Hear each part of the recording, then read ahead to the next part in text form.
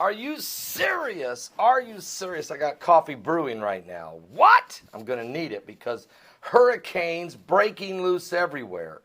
I mean, we got one forming now in the Gulf of Mexico that's going to become a problem big time. We have another one off the coast of Africa that is probably going to hit the east coast of the United States on 9/11.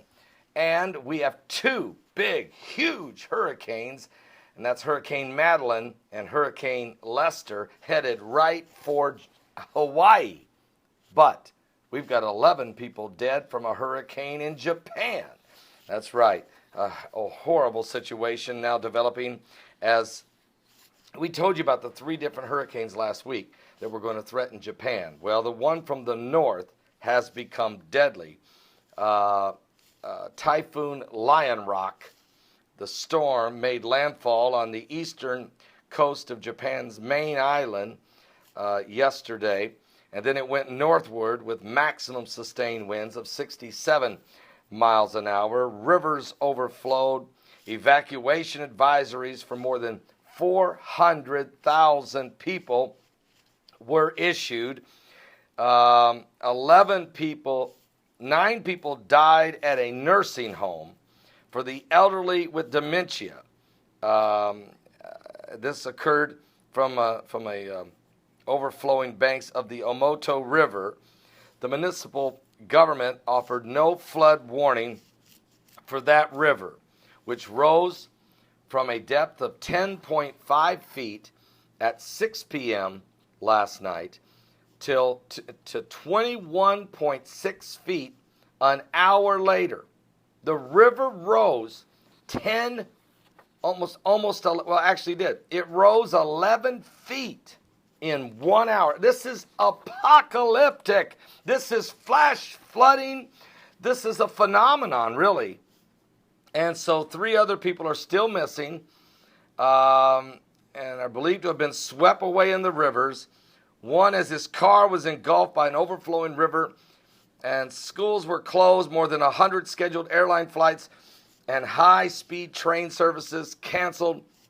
Many businesses, including the Toyota manufacturing plant, suspended operations. Blackouts of electrical power were also reported across the region, and the region is still recovering from the 2011 earthquake and tsunami that hit, as you remember, and destroyed basically the Fukushima nuclear plant.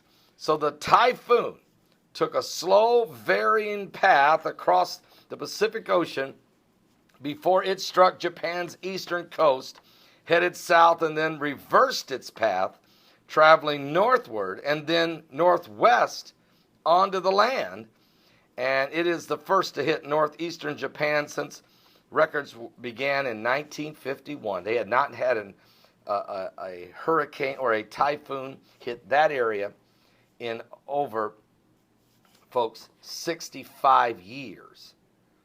But it hit last night, and there's at least 11 people dead and 3 people missing and 400,000 people evacuated, and the death toll is expected to rise. So this is a horrific situation in Japan, and like I said, Hurricane Madeline and Hurricane Lester headed 1-2 punch headed toward Hawaii. Let's hope they both veer away and miss. We don't know. And then there's this tropical depression number 9 turning into a hurricane in the Gulf Coast. And BP Earthwatch is keeping a close eye on that, and he has been. And he's been warning everyone that that exact storm was going to work its way through the Caribbeans and then whip past Key West and tip of Florida and shoot up the Gulf. And he predicted that 10, 11 days ago.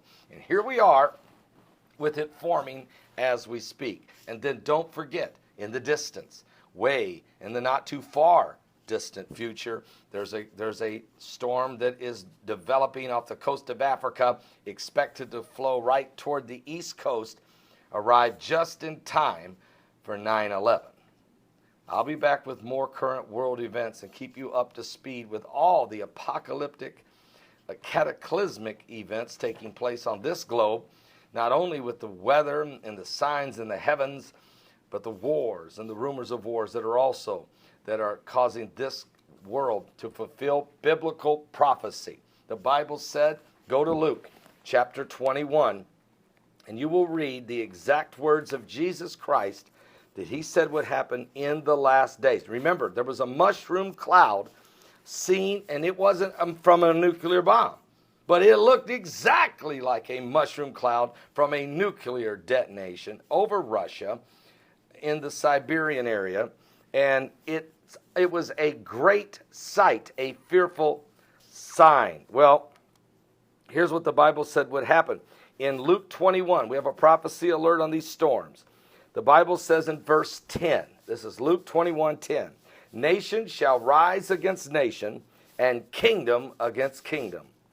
And great earthquakes shall be in divers places, famines and pestilences, and fearful sights, and great signs shall there be from heaven. Well, we've got nation rise against nation everywhere. Which one do you want to pick? North Korea, South Korea? Do you want to pick Russia, Ukraine? Where do you want to go with this?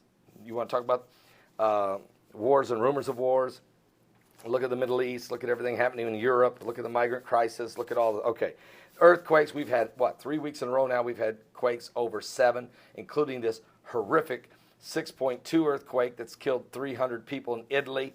But then look at this. Famines, yes. Look at the west coast of America. 5-year famine, wildfires burning out of control all over the West. And pestilences. What do you call Ebola? What do you call Zika right now?